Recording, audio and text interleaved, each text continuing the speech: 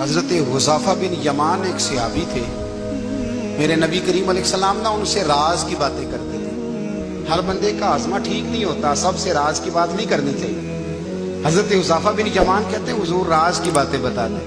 مدینہ منورہ میں جو منافقین تھے ان کی لسٹ بھی نبی پاک نے حضرت حذیفہ بن یمان کو دی تھی۔ جب کوئی مشکوک آدمی مر جاتا نا تو صحابہ کہتے ہیں ہم دیکھتے اگر حضرت حذیفہ نے جنازہ پڑھا ہے تو ہم بھی جنازہ پڑھ لیتے۔ نبی پاک نے بھی کچھ جنازے نہیں پڑھے، ترمذی میں ہے، فرمایا عثمان سے جو بغض رکھے اس کا جنازہ نہیں پڑھیں گے۔ حضرت حذیفہ بن یمان اگر جنازہ پڑھتے تو لوگ پڑھتے، وہ نہ پڑھتے تو لوگ جنازہ نہ پڑھتے۔ حضرت حذیفہ بن یمان کہتے ہیں جناب عمر فاروق کی خلافت کے آخری ایام تھے، کچھ دنوں کے بعد وہ شہید ہو گئے۔ فرماتے ہیں آدھی رات کا وقت تھا، میں گھر میں سویا تھا بڑا بے فکر، اچانک میرے دروازے پہ دستک ہوئی، میں گھبرا کے اٹھا، اتنی رات کو کون آیا؟ کہتے ہیں قربان جاؤں، دروازے پہ گیا تو امیر المومنین فاروق اعظم دروازے پہ۔ میں نے کہا عمر کوئی حکم تھا تو مجھے بلا لیتے۔ کہنے لگے میں نا امیر بن کے نہیں آیا، تیرا ویر بن کے آیا ہوں۔ امیر المومنین کی حیثیت سے سرکاری کام سے بلاتا تو وہاں بلاتا، مجھے ایک ذاتی کام پڑ گیا۔ کہتے میں نے عمر کو گھر کی اندر بلا کے چارپائی پہ بٹھایا، میں نے کہا حضور میں غریب آدمی، میں کیا آپ کے کام آ سکتا ہوں؟ تو کہتے ہیں انہوں نے نا مجھے ساتھ بٹھا لیا، پھر میرا ہاتھ پکڑ لیا، کہنے لگے تو عمر کو جانتا ہے؟ عمر جھوٹ نہیں بولتا، تو جانتا ہے عمر وعدوں کا پکا ہے؟ کہا حضور جانتا ہوں۔ کہا میں اس وقت آیا ہوں جب دیکھ بھی کوئی نہیں رہا۔ حضرت حذیفہ بن یمان کہتے ہیں پریشان ہو گیا، حضور پہلیاں نہ بجھوائے، مہربانی کر کے بتائیں کدھر آئے ہیں؟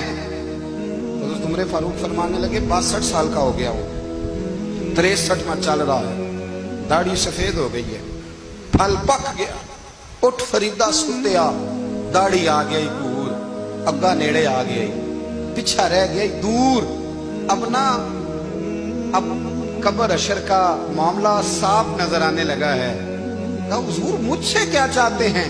حضرت عمر رو پڑے، کہنے لگے آج میں عشاء کے بعد نکلا ہوں تو نبی پاک کے صحابہ مجھے نیک کہہ رہے تھے، پھر میں نے بچوں کی ماں سے اور بچوں سے بھی پوچھا ہے، وہ بھی مجھ سے راضی ہیں، پر حذیفہ تیرے ساتھ نبی پاک راز کی باتیں کرتے تھے، سچ بتا کہیں عمر کا نام منافقوں میں شامل تو نہیں؟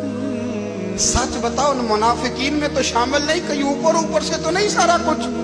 حضرت حذیفہ بن یمان کہتے ہیں میں باپ کے مرنے پہ اتنا نہیں رویا جتنا عمر کے سوال پہ رویا۔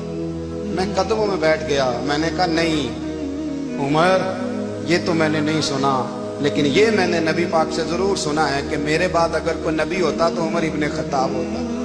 یہ میں نے اپنے کانوں سے سنا ہے کہ عمر جس گلی سے گزرے شیطان رستہ بدل جاتا ہے۔ یہ میں نے اپنے کانوں سے سنا ہے کہ 950 سال حضرت جبریل جناب عمر کی شان بیان کرے تو پھر بھی بیان نہیں ہو سکتا، یہ میں نے ضرور سنا۔ دوستو ساری زندگی حضرت عمر نے اگر دوسروں کا محاسبہ کیا تو اپنا اور اپنے بچوں کا بھی کڑا خیال رکھا، اپنی ذات پر بڑی توجہ دی۔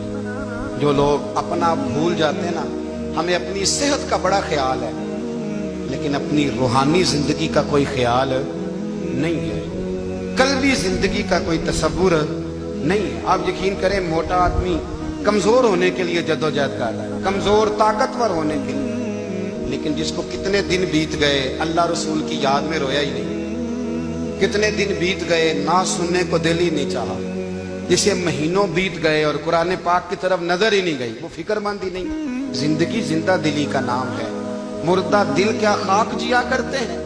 بھائی حضرت عمر کی زندگی دور حاضر میں ہمیں یہ سبق دیتی ہے کہ کڑی نگرانی رکھو اپنے پودوں کی، کڑا خیال رکھو اپنے ذاتی باغ کا، اور یہ جو تمہارے دل کی دنیا ہے یہ تمہاری روح کی زندگی ہے، اس کا محاسبہ کرتے رہو۔